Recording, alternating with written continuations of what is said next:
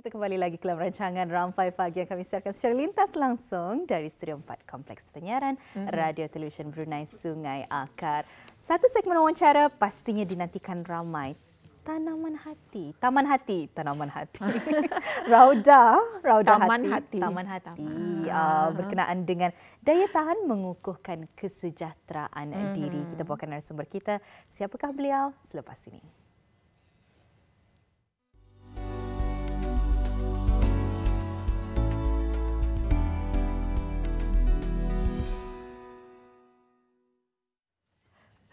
Okey, kita kembali lagi dalam segmen yang kita bawakan pada hari ini, Rauda Hati. Kalau tadi kata nak taman hati, tapi katanya tanaman. Tanaman itulah sebenarnya daya ketahanan kita untuk mengukuhkan kesejahteraan diri. Wah, berfalsafah atau berbagi. Bedarlah, tadi sudah awal pagi Nat kan, jadi pertengahan ini saya.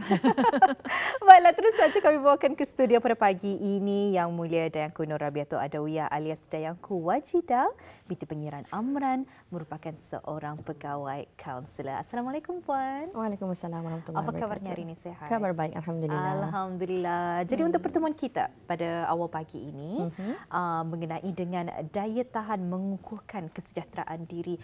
Daya tahan mungkin bahasa Inggerisnya resilience, resilience ya. Ya. Jadi apa sebenarnya dimaksudkan dengan kedaya tahanan ini? Okey. Bismillahirrahmanirrahim. Assalamualaikum warahmatullahi wabarakatuh. Pertama sekali syukur alhamdulillah kehadrat Allah SWT kerana dengan izinnya juga kita ni bertemu pada hari ini. Jadi pertama sekali saya akan menerangkan apa maksud daya tahan atau resilience ya. Secara amnya, daya tahan adalah keupayaan untuk menghadapi dan bangkit dari kesukaran yang dilalui dalam hidup. Di samping membina kemahiran untuk menguruskan kesukaran di masa depan serta mempersiapkan diri untuk menghadapi cabaran. Artinya seseorang berdaya tahan ini mampu untuk mengatasi dan bangkit semula apabila atau setelah berdepan dengan sesuatu yang sukar dalam hidupnya. Seperti mungkin melalui pengalaman yang traumatik, kehilangan atau menghadapi masalah yang kesihatan yang serius atau ada pergolakan emosi dan sebagainya. Jadi dengan daya tahanan ini, ia boleh mengukuhkan kesejahteraan diri kita ni, terutama dari segi mental. Sebagai contoh, ia menguatkan kekuatan mental kita ni semasa menghadapi kesukaran. Dan ia juga boleh meningkatkan keyakinan diri atau self-confidence. Sebab dengan adanya pemikiran yang sudah bersiap sedia untuk menerima cabaran dalam kehidupan, itu mampu membuatkan seseorang itu untuk merasa yakin dengan dirinya sendiri. Itu antara mukadimah kita ya, dengan topik yang kita bincangkan pada hari ini.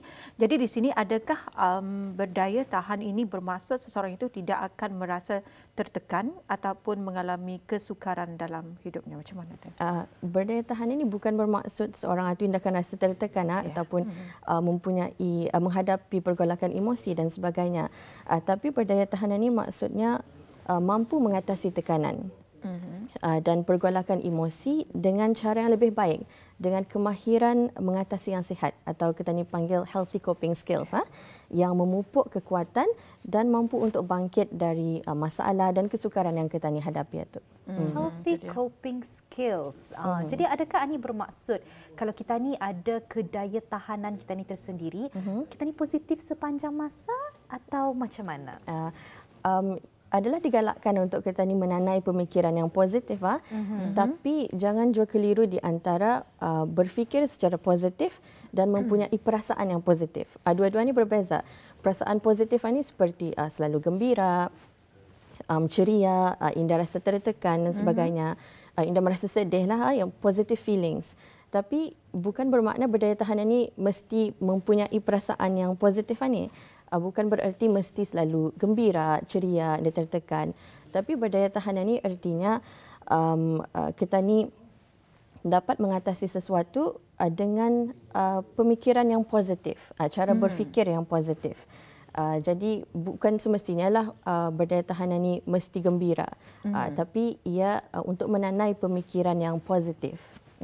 Ya, macam dalam kehidupan kita ni tidak akan pernah lekang daripada cabaran. Jadi inda logik ekspektasi itu sekiranya kita ni mau beremosi positif sahaja sepanjang masa. Tapi berdaya tahan ini adalah menerima apapun cabaran, tapi ada cara-cara healthy coping mechanismsnya dalam kedaya tahanan ini.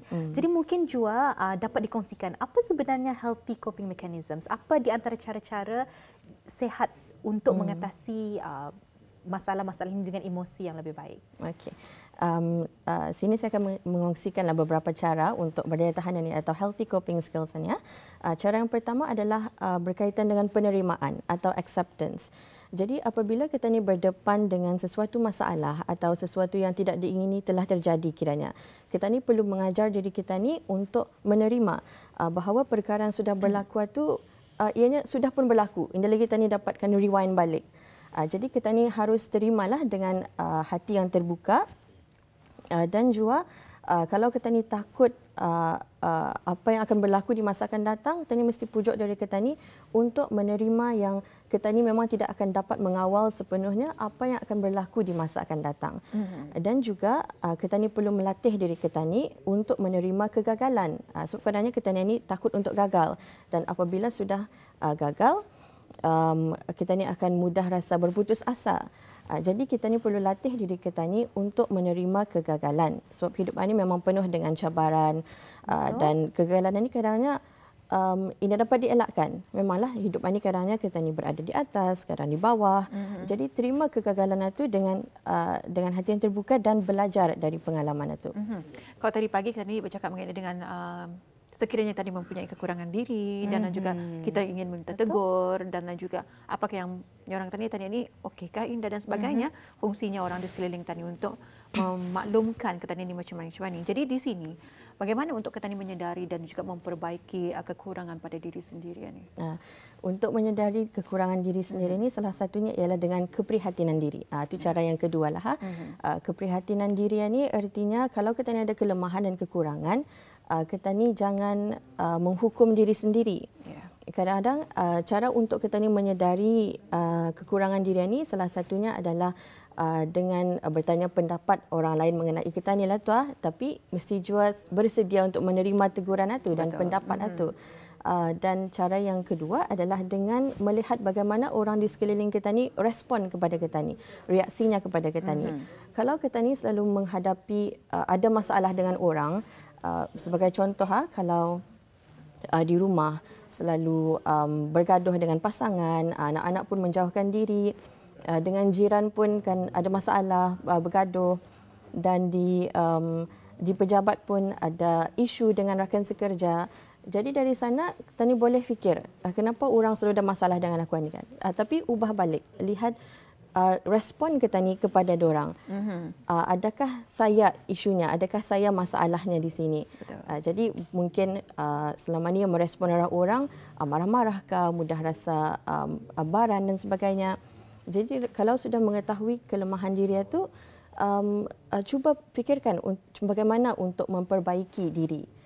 Jadi keprihatinan diri ni di sana ia masuk. Kalau kita ni sedar kelemahan itu, jangan hukum diri sendiri. Jangan fikir, aku ni andang pemarah, andang selama-lamanya tahu ni kan macam ni. Dengan berfikir macam itu, Indah akan membawa faedah kepada diri.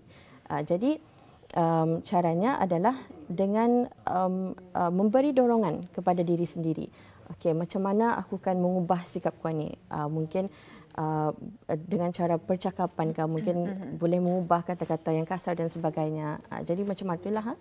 Amat menarik sekali perkongsian Puan mengenai dengan keprihatinan diri ni, kerana kita sering prihatin kepada orang lain tapi tidak prihatin arah diri sendiri. Dan selalu kita ni bercakap mungkin keprihatinan diri dapat diterjemahkan sebagai self-care. Adakah self-care dalam bahasa Inggerisnya? Ya, ada berkaitan dengan self-care lah juga ataupun penjagaan diri ya. Ini yang kadangnya orang terlepas pandang. Penjagaan diri ni amat penting sebenarnya untuk kita ni membina daya tahan. Sebab tanpa kita ni menjaga diri kita ni sendiri, kita ni tidak akan mampu ataupun Indah akan rasa diri kita ni kuat untuk menghadapi masalah yang kita ni hadapi. Penjagaan diri ni termasuk juga macam mempunyai tidur yang cukup, mendapatkan tidur yang cukup, makan makanan yang seimbang, dan meluangkan masa untuk diri sendiri, ada me time lah tu, untuk merelaksasikan minda kita ni. Sebab kalau minda kita ni kusut, kalau kita ni lapar, rasa lapar saja, kita ni mudah rasa marah kan, mudah rasa annoyed. Jadi dari sana sudah kita ni tahu, kalau minda kita ni jaga kita ni punya diri tu, physical dan mental, kita ni tidak akan berupaya atau tidak akan merasa yakin dengan kebolehan diri sendiri untuk menghadapi masalah itu dengan tenang dan dengan fikiran yang rasional. Betul sekali. Keprihatinan diri bukan sahaja dengan kita ni berehat ataupun bukan sahaja kalau dalam bahasa Inggerisnya bubble bath dan sebagainya. Tapi keprihatinan diri juga dari segi emosi kita ni, dari segi mental, bagaimanakah kita dapat menstabilkan emosi kita agar dapat lagi menangani cabaran-cabaran tersebut. Dan Puan tadi dapat kongsikan ada kesinambungan di antara keprihatinan diri dengan kedaya tahanan kita ni. Jadi mungkin ada beberapa perkongsian untuk di luar sana bagi mereka yang orang kita ni ada yang menjadikan hustle itu sebagai badge of honor. Kalau ia bekerja sejam memanjang, menunjukkan ialah seorang yang dedikasi, seseorang yang banyak achievement dan sebagainya. Tapi Inda pandai berehat. Dan kadang mereka sendiri bercakap, diorang lupa rasanya bagaimana hendak berehat. Jadi mungkin ada tips-tips yang dapat dikongsikan, bagaimanakah mereka dapat berehat dengan cara-cara yang kecil agar dengan ini mereka dapat lagi meningkatkan kedaya tahanan mereka sendiri. Okey. Berkenaan dengan kerja, kadang kita ni luan bekerja sampai kadangnya Inda tentu jam makan, Inda tentu jam rehat. Jadi kita ni sebenarnya sadar kalau kita ni tu ngalih, letih. Jadi dari sana kalau sudah merasa letih ataupun mula merasa kusut, macam Inda dapat salah sedikit, di sana kita ni perlu take a step back. Take a breath, tenangkan minda, mungkin dengan meluangkan masa untuk diri sendiri. Kalau di office mungkin boleh orang ada juga mempraktikkan bermeditasi untuk diri sendiri, meditation. Jadi dari sana boleh melapangkan minda tu. Ini semestinya kalau melapangkan minda ni mesti keluar atau mesti bersiar-siar atau ikutlah seorang-seorang tu. Tapi kalau merelaksasikan minda ni boleh saja dengan melihat mungkin melihat luar jendela dengan tenang, mungkin rehat sekejap, tutup mata, rehatkan minda. Dan sebab kalau kita ni Inda mau mengakui yang kita ni ngalih, jadi sampai bila-bila kita ni akan Inda prihatinkan diri. Jadi dari sanalah keprihatinan diri itu mesti kita ni rasa kesian untuk diri. Imagine saja kalau kawan kita ni yang ngalih. Inda jangan tadi cakap, biar kerja lagi. Inda juga kan, jadi kenapa kita ni membuat cematurah diri tani sendiri? Jadi dari sanalah mesti tani ada prihatinkan diri. Lihat apa yang kita ni perlukan sebenarnya. Mungkin masa untuk berehat, mungkin masa untuk makan, meluangkan masa dengan anak-anak dan sebagainya. Jadi jangan menghukum diri dengan memberi mesti ku siapkan kerja ni. Kalau Inda aku ni pekerja yang Inda bagus. Jadi jangan ada pemikiran yang menghukum diri sendiri. Kalau tadi Puan ada mengatakan me time, bentuknya macam mana me time yang akan kita ni lakukan untuk diri sendiri? Itu terpulang kepada individu lah. Ada setengah orangnya me time ni membaca buku, dia boleh dikacau. Ada yang setengahnya me time ni punya kalau ku driving, memandu ke kerja, ke tempat kerja dan balik kerja, itu tah me time-nya. Dengan lagu kesukaannya. Dan ada juga yang me time ni membuat hobi kesukaan macam membuat sukan kah, sport, bersenam dan sebagainya. Jadi ia sebenarnya terpulang kepada individu itu apa yang mereka sukai untuk menghilangkan stres itu. Mungkin melihat cerita ke movie dan sebagainya. Kalau saya beranggapan kalau me time itu untuk satu hari itu jangan ku dikacau. Hari ini aku me time. Hari ini me time, jadi jangan dikacau. Jangan ku dikacau. Okey, apa saja akan ku buat. Dah memasak, Indah apa itu ini, dah buat kerja rumah, saya akan jalan-jalan ke sana kemari. Betul sekali. Itulah waktunya sebenarnya untuk kita ni recharge. Kerana pernah dikongsikan cara untuk kita ni berehat bukannya sahaja fizikal, tapi ada 7 cara untuk kita ni berehat. Dan itulah kita ni mesti ada keprihatinan diri kita ni untuk melihat apa sebenarnya diperlukan untuk diri kita ni. Kadang dengan tidur sahaja macam mana cukup tu? Sebab apa yang diperlukan mungkin emosi, mungkin sensori dan sebagainya, dan kerana itulah keprihatinan diri itu penting untuk kita memikirkan mana satu sebenarnya yang ingin dipilih. Jadi mungkin untuk Puan sendiri ada kata-kata nasihat untuk mereka di luar sana bagi yang mereka ingin meningkatkan lagi kedaya tahanan mereka. Okey.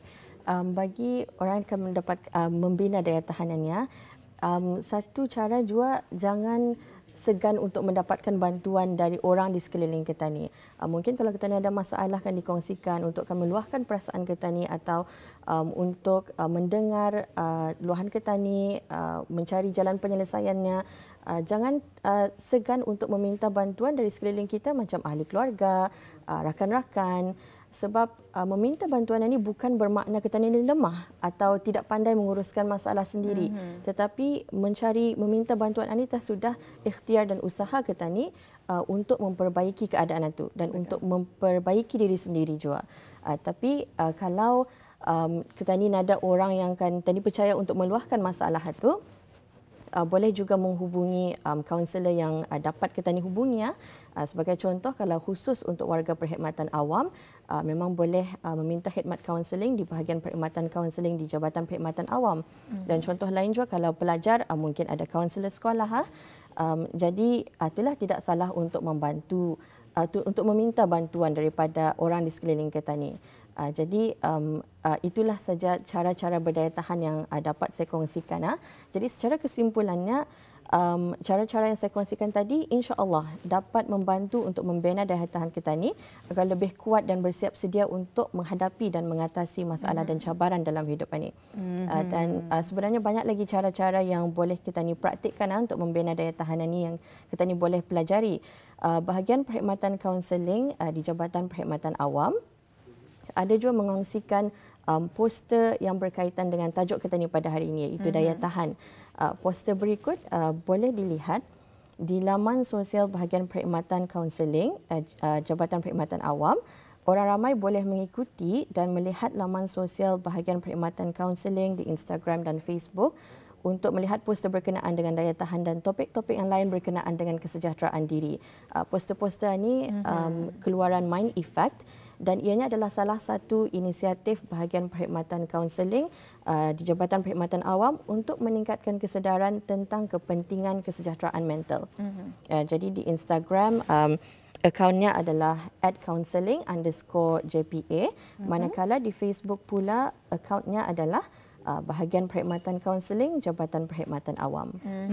Counselling_JPA, bahagian perkhidmatan kaunseling Jabatan Perkhidmatan Awam. Jadi di sini ada dikongsikan beberapa sisipan poster yang telah kami paparkan di skrin Kaca TV, dan sekiranya tidak sempat mengikuti, bolehlah melayari di laman Instagram @counselling_JPA. Dan kita akan paparkan sekiranya mereka yang ingin mengikuti di laman Instagram, akan kami paparkan di skrin Kaca TV ketika ini berkenaan dengan bahagian perkhidmatan kaunseling @counselling_JPA. Dapat kita saksikan bersama pada ketika ini. Dan ada juga sisipan poster yang telah dikongsikan sebentar tadi berkenaan dengan daya tahan mengukuhkan kesejahteraan diri. Mungkin kalau dengan kesimpulan begini dapat lagi kita ni memahami dengan lebih baik secara visual. Dan seterusnya juga kita ada di laman Facebook bahagian perkhidmatan kaunseling, memberikan perkhidmatan kaunseling kepada warga perkhidmatan awam. Semoga dengan adanya perkongsian ini dapat memberikan cara untuk kita ni meluraikan apa juga permasalahan kita ni dan juga mengukuhkan daya tahan kita ni sebenarnya. Seperti yang Puan kongsikan tadi, kalau kita ni memohon bantuan ataupun meminta bantuan, bukan bermakna kita lemah ataupun indah pandai mengurus diri sendiri, tapi itulah di antara salah satu cara yang baik juga sebenarnya kita seek help daripada mereka yang berkualifikasi. Jadi terima kasih di atas perkongsiannya untuk daya tahan mengukuhkan kesejahteraan diri. Banyak sahaja ilmu baru kami pelajari pada hari ini, terutama sekali berkenaan dengan memang kehidupan seharian kita ni, emosi, stres dan kedaya tahanan. InsyaAllah kita akan bersua lagi lain kesempatan, Puan. Assalamualaikum. Waalaikumsalam warahmatullahi